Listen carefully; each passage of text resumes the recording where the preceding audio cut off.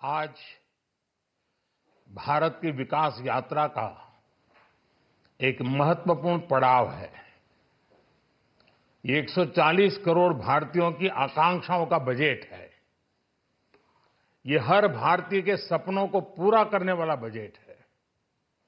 हमने कई सेक्टर्स युवाओं के लिए खोल दिए हैं।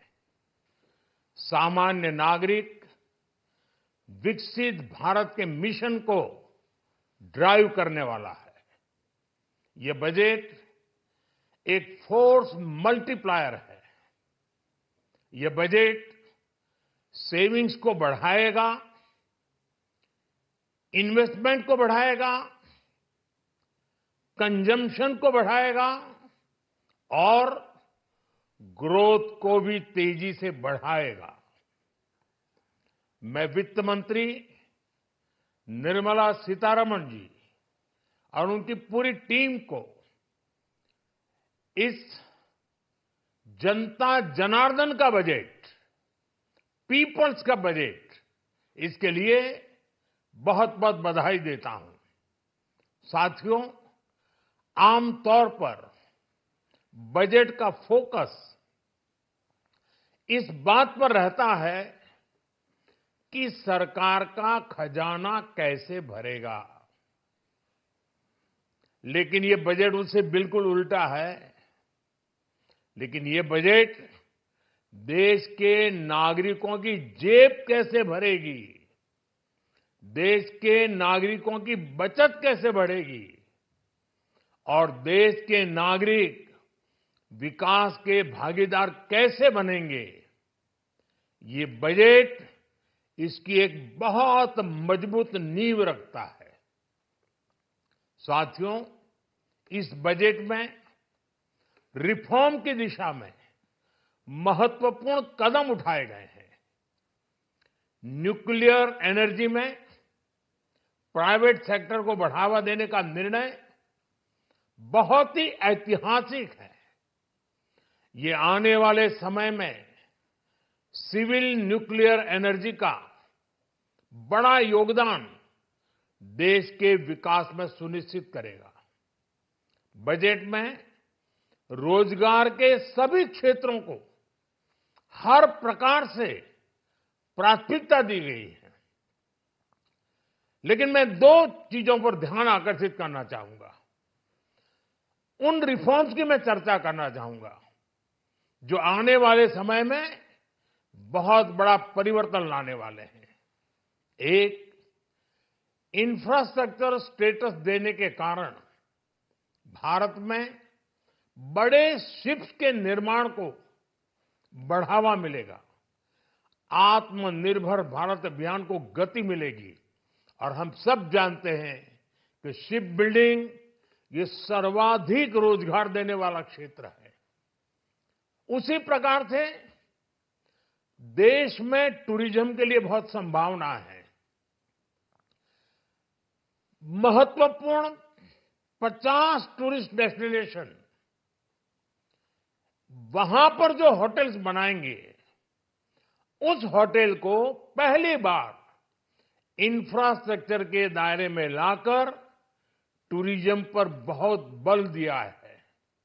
इससे हॉस्पिटैलिटी सेक्टर को, जो रोजगार का बहुत बड़ा क्षेत्र है, और टूरिज्म जो रोजगार का सबसे बड़ा क्षेत्र है, एक प्रकार से चारों तरफ रोजगार के अवसर पैदा करने वाला एक क्षेत्र को ऊर्जा देने वाला काम करेगा। आज देश विकास भी, विरासत भी, इस मंत्र को लेकर चल रहा है। इस बजट में भी इसके लिए भी बहुत महत्वपूर्ण और ठोस कदम उठाए गए हैं।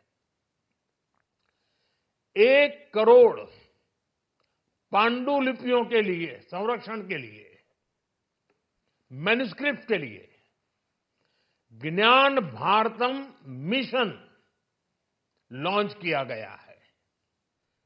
साथ ही भारतीय ज्ञान परंपरा से प्रेरित एक नेशनल डिजिटल रिपोजिटरी बनाई जाएगी, यानी टेक्नोलॉजी का भरपूर उपयोग किया जाएगा और हमारा जो परंपरागत ज्ञान है उसमें से अमृत निचोड़ने का भी काम होगा।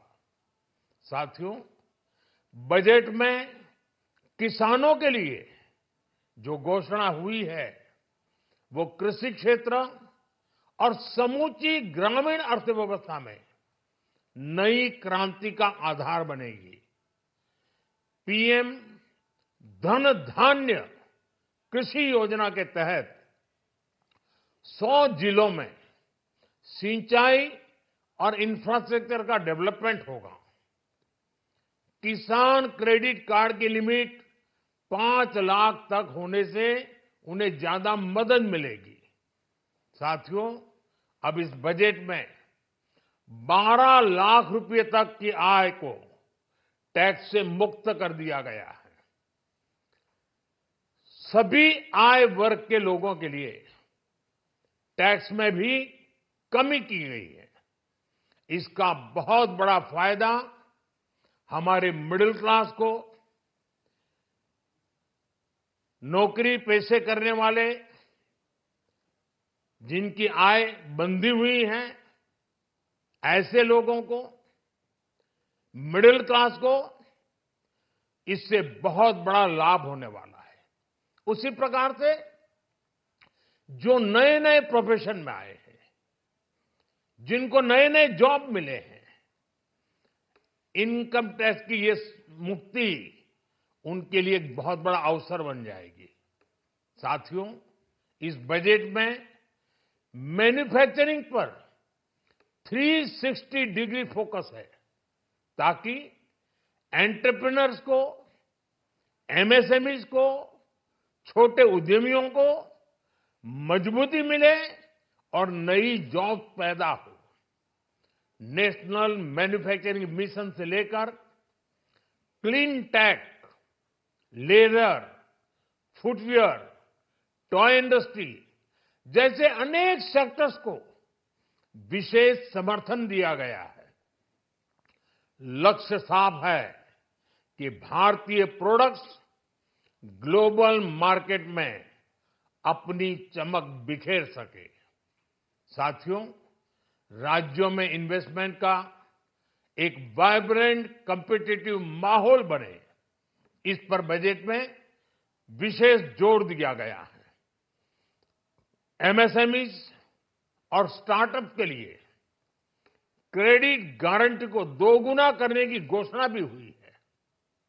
देश के एससी, एसटी और महिला जो नए उद्यमी बनना चाहते हैं उनको 2 करोड़ रुपए तक के लोन की योजना भी लाई गई है और वो भी बिना गारंटी।